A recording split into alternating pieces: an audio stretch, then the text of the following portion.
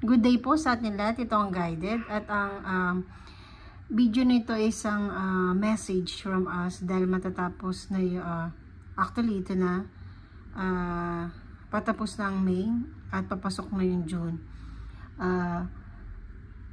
Gumawa ako ng video nito para sa ating lahat at kung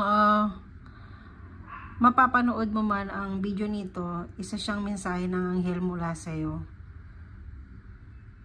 Anghel na matagal nang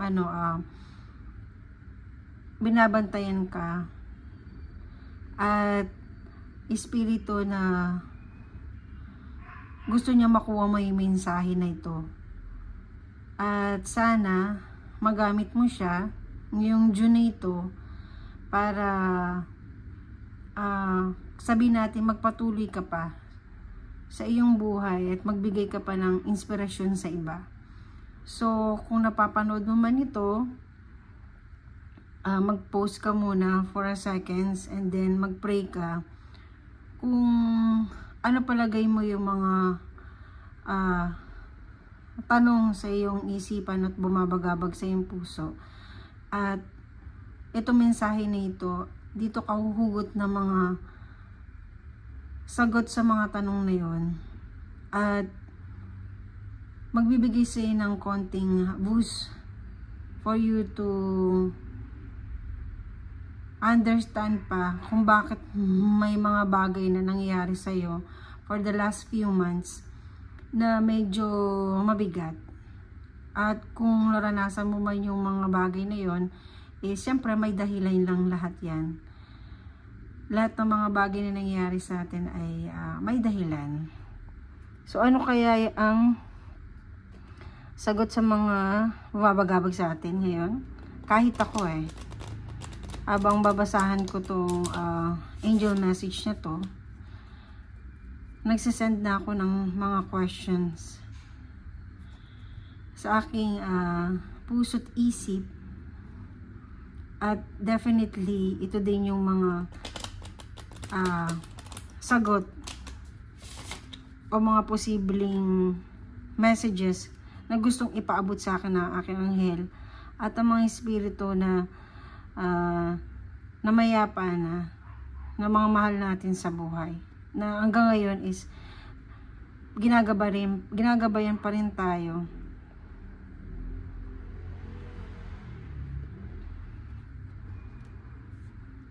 Reconsider. Big happy changes, not the right time, abundance, and communicate clearly.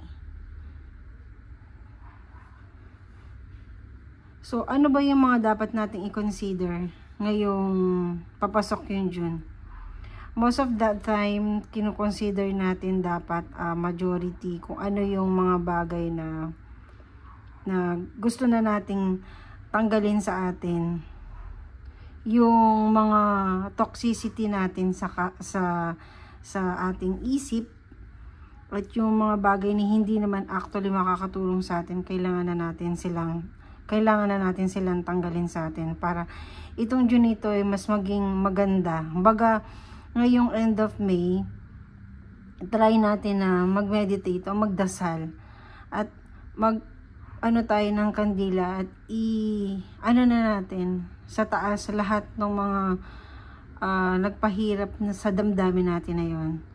And kahit na yung ating body, kung saan sabihin natin pagod, is let loose na natin yung na yon. At kung meron tayong mga nararamdamang sakit ngayon, nandun tayo sa stage ng buhay natin na nakakaramdam na tayo ng mga sakit o may mga sakit tayo na nalaman. So, leave it to the Lord. And sabihin natin, we are healed. We are healed na.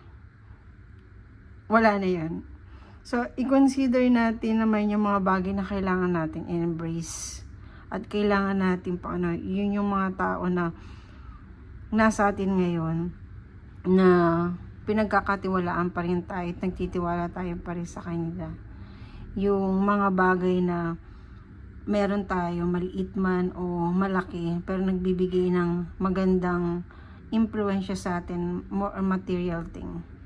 Kung meron tayong natitirahan, may nakakain tayo.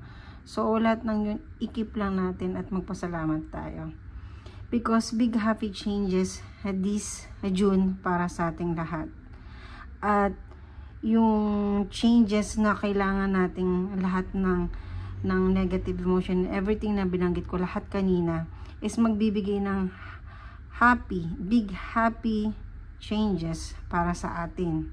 Hindi natin yun kaagad mararamdaman yung impact nun, but mararamdaman natin through June.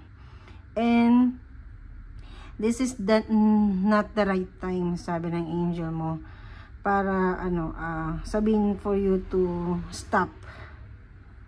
So whatever na sinasabi mo sa sarili mo na nagsi-self pity ka ngayong May, so hindi siguro or sabihin natin na nasasabi lang ng mga tao yun hindi nakakaramdam ng mga paghihirap. Well, for me, marami din akong pinagdadaanan at marami akong pinagdaanan. At madalas, nagsiself-pity din ako. At kung makita ninyo yung aking channel, nag-start ako matagal na. But, nag-stop ako by 2022. Matagal bago ako nakabalik. Dahil sa bigat, ang dami ng napagdaanan ko. And, hindi naging magandang relationship namin ng mister ko. Sabihin natin na yung naging smooth, marami kaming hindi pinagkakaintindihan at parang madalas nagsiself-pity ako pagdating doon. And maraming tao na tumalikod sa akin the time na kailangan mo sila. Nawala yung brother ko ng 2023. Nabanggit ko dun sa isang kasi 2023 nawala yung father ko. Hindi, magkasunod lang sila. 2023 ang brother ko. 4 to 3 months siya ng suffering from the hospital. And ang father ko, parang ng buhay niya, may sakit talaga siya. Hanggang sa, parang hindi na siya nakita. Parang totally nag-blind na siya. Although may nakita pa rin siyang nakakaaninag siya, pero hindi niya na, kahit yung bunso ko na anak is, hindi niya na hindi niya na nakita yung itsura talaga. Kumbaga nagtatanong lang siya sa amin kung anong itsura ng apo niya.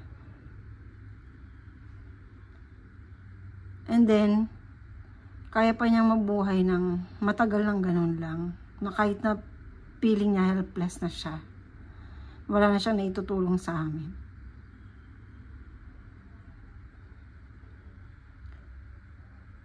Pero syempre, pinaparamdam pa rin namin sa kanya na importante siya. Nandito lang kami. 3 lang kasi kami magkakapatid. At isang kapatid ko is malayo sa amin. Ang madalas kong kasama is yung second, yung brother ko, sa gitna. 3 lang kasi kami. And ako yung bunso. Although parang ako yung panganay. Dahil ako yung, alam mo yan, talakera, dahil nag-isang babae ako. And I'm a Virgo. So, tumigil ako sa pagbabasa that time. Dahil ang hirap magbasa ng ganong klase ng emotion. Yung nalos ka ng passion mo. I have a lot of passion, but bigla silang nawala. Hindi sila naging bahagi na ng buhay ko. And namatay yung father ko ng 2024. Ang hirap ibalik. So, ang tagal bago ako nagbasa ng tarot again. And ginamit ko din siya para ibalik ulit yung passion ko. Mahirap for us na mga reader na kahit hindi pa tarot yan, kahit ano pa yung mga ginagamit naming material to read people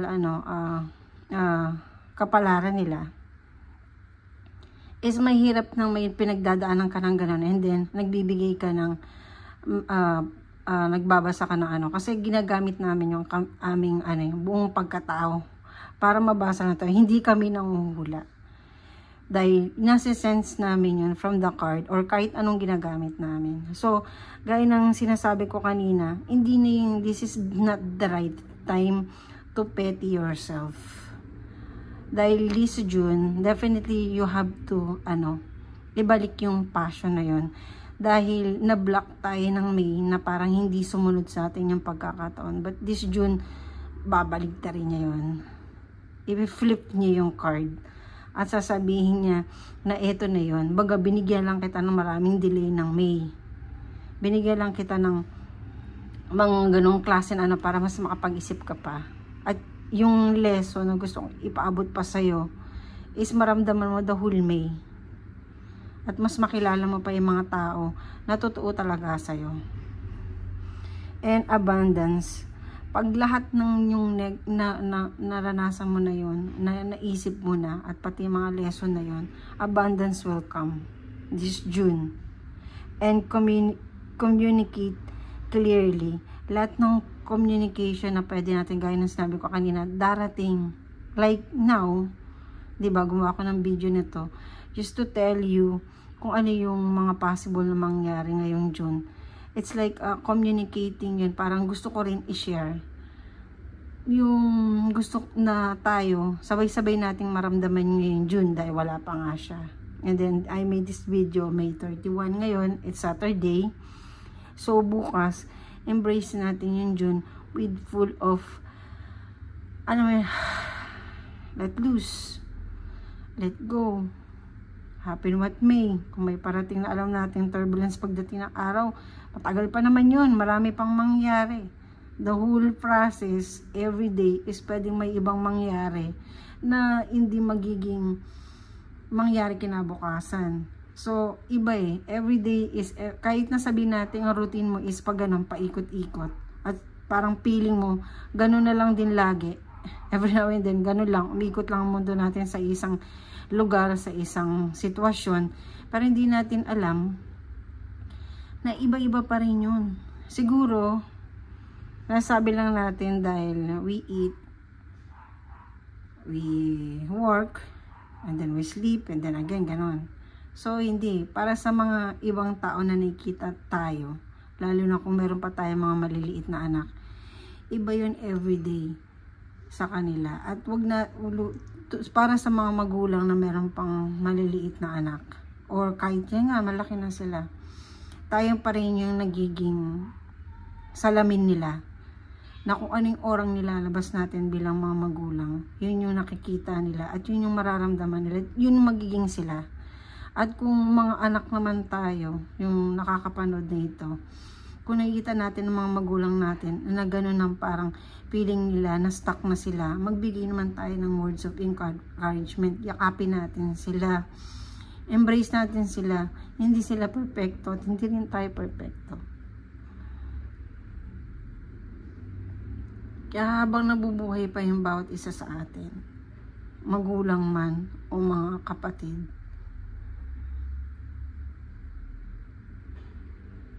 this June is embracing yung mga tao na nakasama pa rin natin.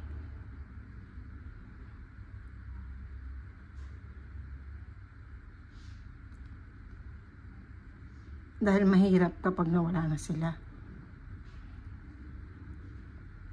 Sorry, I'm just being emotional. Dahil din sa mga napagdaanan ko.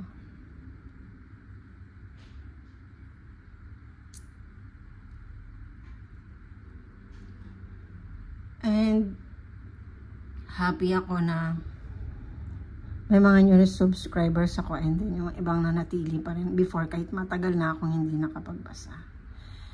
And for you, marami mga taong nagmamasid, nagbibigay sa'yo ng suporta. Kaya this June, embrace yung mga bagong tao na dumarating sa atin. Dahil hindi natin alam, sila yung bigay ng anghel sa atin ngayong June. for us to grow and learn more lesson. Hindi ko naman sinabing hindi na tayo dadaan sa pagsubok o problema, dahil parte na ng buhay natin ng pagsubok at problema. Nasa atin na lang kung paano natin i-handle yun. Nasa atin na lang kung mananatili yung mga tao nagpapahirap sa atin o hindi. O embrace lang natin sila and then look at the big picture. Parang ganon. So, para sa ating lahat, consider, because big happy changes, this is not the right time to self-pity, because abundance will gonna be flow to us this June. So, communicate clearly lang.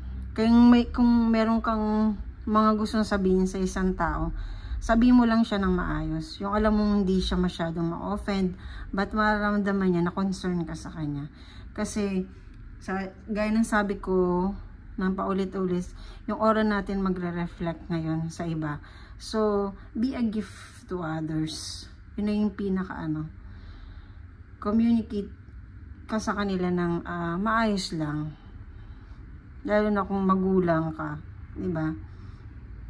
Communicate with your child clearly para mas maramdaman. At lalo na dun sa mga elderly natin, tayong mga anak, is communicate tayo sa mga magulang natin na may mga edad na. Dahil hindi man habang buhay nandun dyan, hindi natin alam kung sino mauuna, kung siya ba o ikaw.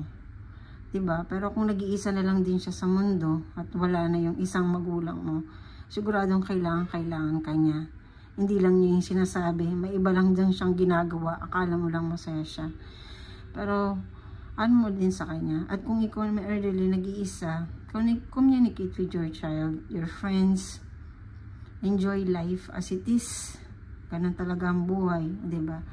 So, yun lang. Sorry for being emotional sa reading na ito.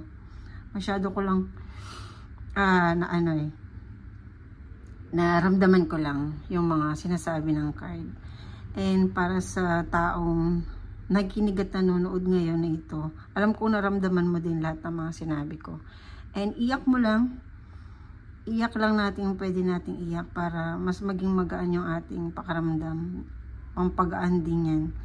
Iyak lang natin at isigaw natin kung kailangan natin isigaw.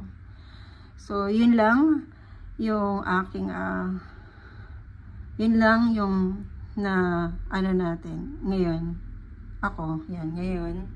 Yun lang yung aking masasabi.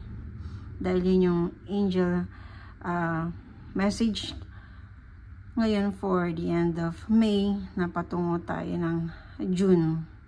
This message is from this edge na katapusan ng May at papasok na June. So maraming salamat sa iyong pakikinig at panood. Ito ang angel guided by my angel na channel ko, and hope na you will subscribe and always comment on my channel. Maraming salamat again and God bless sa'yo.